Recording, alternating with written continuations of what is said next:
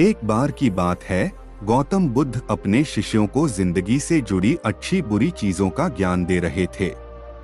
सभी शिष्य उनकी बातों को बहुत ध्यान से सुन रहे थे।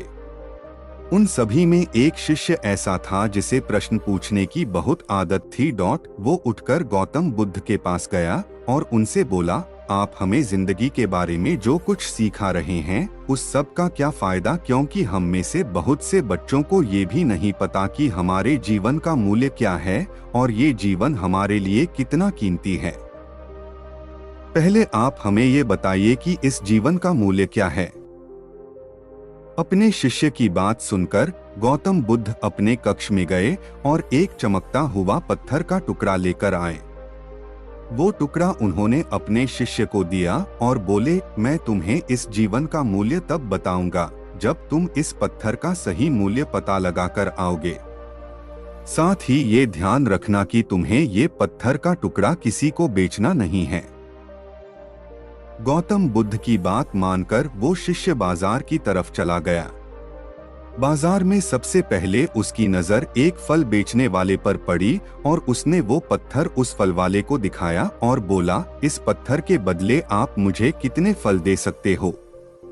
फल वाला बोला, ये पत्थर कुछ खास तो नहीं है, लेकिन फिर भी इसके बदले में तुम्हें 10 केले दे सकता हूँ।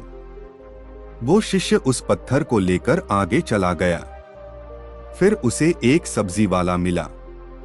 शिष्य ने उस सब्जी वाले से उस पत्थर की कीमत पूछी। सब्जी वाले ने उस पत्थर को ध्यान से देखा और बोला, इस पत्थर की कीमत के बदले में तुम्हें ज्यादा से ज्यादा एक बोरी भरकर सब्जियां दे सकता हूँ। इसके बाद वो शिष्य उस पत्थर को लेकर एक सोने के व्यापारी के पास गया। उस पत्थर की टुकड़े की चमक देखते ही उस सुनार ने उसकी कीमत 100 सोने के सिक्के लगाई। शिष्य ने वो टुकड़ा बेचने से मना किया तो वो सुनार उसके बदले 200 सोने के सिक्के देने को भी राजी हो गया। लेकिन शिष्य ने वो पत्थर नहीं बेचा। इसके बाद वो शिष्य एक हीरों के व्यापारी के पास गया और उनके सामने उसने वो पत्थर के टुकड़े को रख दिया। उस पत्थर को देखते ही हीरों के व्यापारी ने एक साफ कपड़ा बिछाया, उस पत्थर को उसके ऊपर रखा, फिर उसकी परिक्रमा की और हाथ जोड़कर उस पत्थर को कपड़े में लपेटते हुए वो बोला, तुम जिसे मामूली पत्थर समझकर उसकी कीमत पूछ रहे हो, असल में ये एक बेशकीमती रूबी है। ऐसा रूबी हर किसी को नहीं मिलता। मैं अगर अपना सब कुछ बेच भी दूं तो भी इसकी कीमत नहीं चुका सकता। उस व्यापारी की बातें सुनकर वो शिष्य हैरान हो गया। वो दौड़ा दौड़ा सीधा बुद्ध के पास आया और उन्हें उसने जो कुछ भी बाजार में हुआ वो सब बताया। उसकी अचरज भरी बातें सुनकर गौतम बुद्ध बोले, तुम्हारे सवाल का जवाब इस रूबी की कीमत में ही छिपा है। हमारा जीवन भी एक रूबी है, रूबी की तरह ये भी बेशकीमती है, लेकिन हम इस बात को हमेशा नजरअंदाज करते हैं और अपने जीवन का मूल्य नहीं समझते।